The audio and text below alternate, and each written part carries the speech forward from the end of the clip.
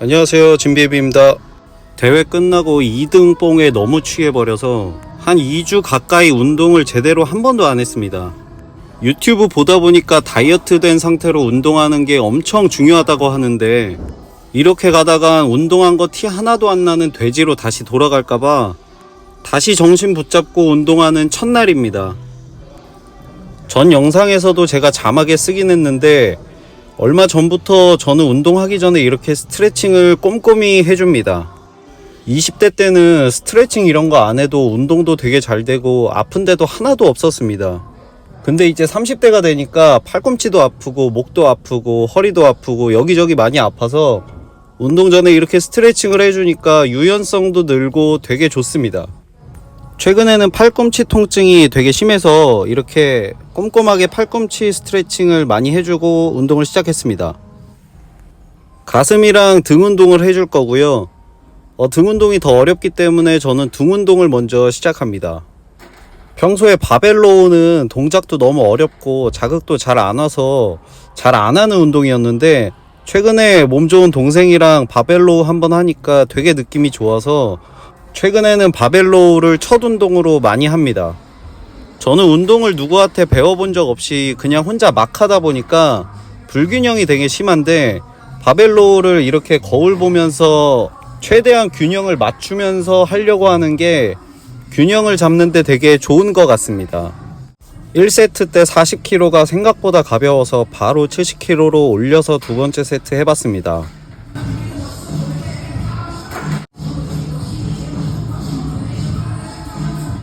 그래서 세 번째 세트는 조금만 올려서 80kg로 해봤고요. 원래 운동을 처음 했을 때는 세트마다 중량을 조금씩이라도 올려서 했었는데, 어느 순간부터 운동을 적응하다 보니까 뭐 그런 거 상관없이 뭐 세트마다 계속 같은 중량을 하기도 하고, 힘들면 중량을 내리면서 하기도 하고, 그리고 매일매일 하는 중량이 다르고, 그렇게 대중 없이 운동을 하게 되더라고요. 근데 최근에 유튜브를 보니까 점진적 과부하라는 게 굉장히 운동을 하는데 중요하다고 해서 이제부터는 정신 차리고 매 세트마다 조금씩이라도 중량을 올려서 하려고 합니다. 올려서 하려고 했는데 진짜 너무 무거워서 2회 정도 추가로 해주는 걸로 자기 합리화했습니다. 중량이 무거워지니까 상체도 쓰고 자극도 잘 오는 건지 잘 모르겠지만 어쨌든 첫 번째 바벨로우는 끝냈습니다. 두 번째 운동은 벤치프레스를 했습니다. 등 운동을 한 번에 먼저 다 끝내고 가슴 운동을 할 수도 있는데, 저는 힘이 조금이라도 더 있을 때 등과 가슴을 먼저 한 번씩 부시는 게 낫다고 생각이 들어서 등, 가슴을 번갈아 가면서 했습니다. 제가 가슴 사이즈가 조금 작기도 하고 가슴 운동을 잘 못하기도 해서 이번 대회 끝나고는 가슴 운동에 조금 집중해서 하려고 했습니다. 그런데 두 번째 세트를 하다가 팔꿈치가 진짜 너무 아파서 그냥 접었습니다. 아쉬움을 뒤로 하고 다시 등 운동 한 팔씩 줄 당기는 거 이거 했습니다. 개인적으로 줄 당기는 거는 양팔로 하는 것보다 한 팔씩 하는 게 훨씬 더 자극에 좋은 것 같아요. 예전에 시간 없고 빨리 집에 가고 싶고 그럴 때는 양팔로 해서 시간을 아꼈는데, 요즘에는 사실 딱히 할 게 없어서 한 팔씩 여유 있게 제대로 자극을 줍니다.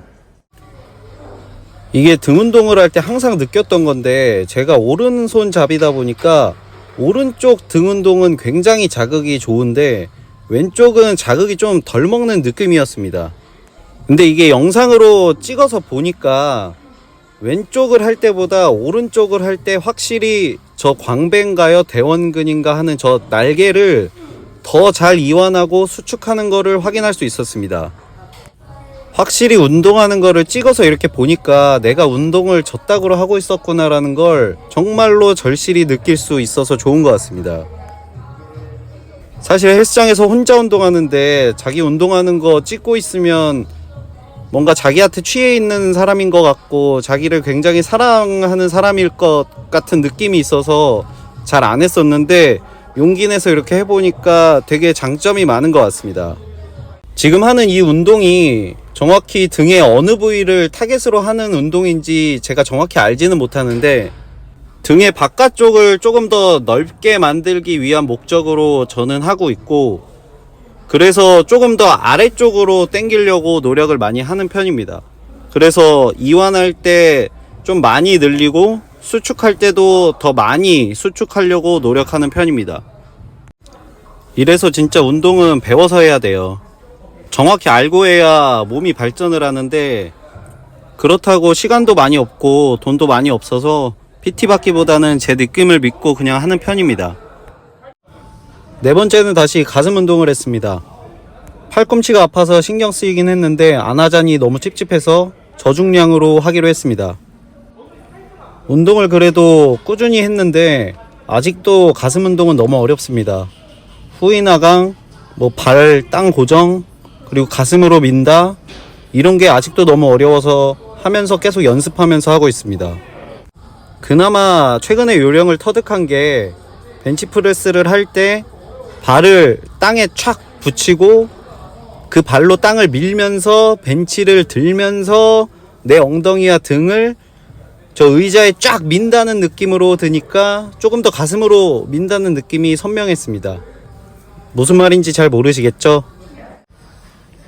그러니까 저 무게를 들 때 제 엉덩이와 등을 저 의자에 최대한 고정하거나 땅을 발로 밀면서 오히려 제 몸이 같이 위로 올라가는 듯한 느낌, 그리고 생각보다 팔꿈치가 제 생각보다 아래에서 놀아야 된다는 걸 깨달았습니다.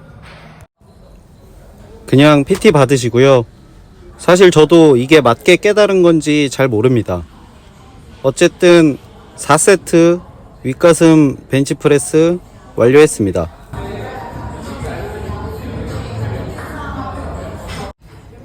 다음은 다시 등 운동을 했습니다.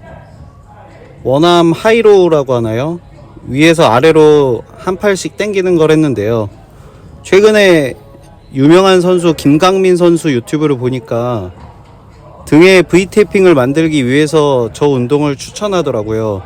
그래서 되게 인상 깊게 눈여겨보고 있던 운동이었는데, 최근에 같이 운동했던 몸 좋은 동생도 저 운동을 하길래 그 다음부터 제 루틴에 바로 넣었습니다. 사실 이 운동은 앉아서 제 몸을 딱 고정시킨 상태에서 온전히 등으로만 당겨야 운동이 잘 되는 것 같은데, 이 헬스장에는 마땅히 쓸 벤치가 없어서 서서 했습니다.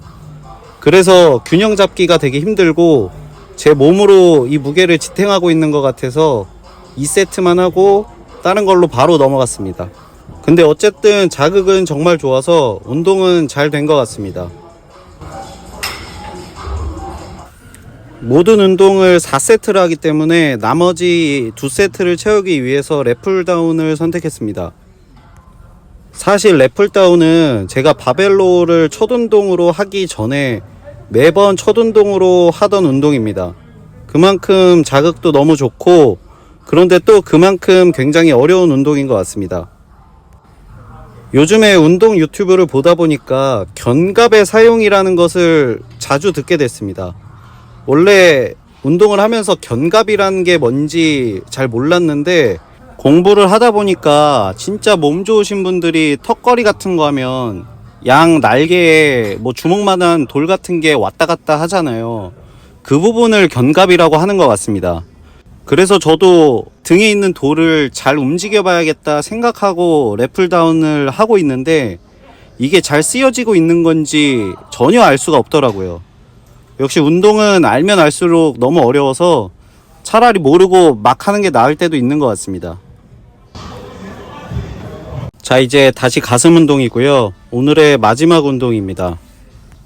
팔꿈치만 아니었으면 프레스를 하나 더 했을 텐데, 팔꿈치가 아프니까 그냥 가벼운 프레스로 실패할 때까지 2세트만 진행했습니다.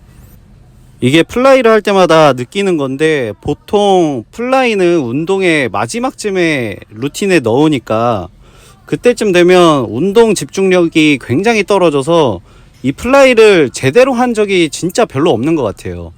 그래서 가슴 안쪽이 약점인가 싶기도 하고, 뭔가 이 운동은 그냥 쉬면서 하는 느낌이라는 생각으로 많이 했다 보니까 이제 앞으로는 좀 운동 초반 또는 중반에 넣어서 해봐야겠습니다. 아무튼 이렇게 오늘 가슴이랑 등 운동 마무리 했고요. 운동 끝나고 크런치 60회까지 하고서 끝냈습니다.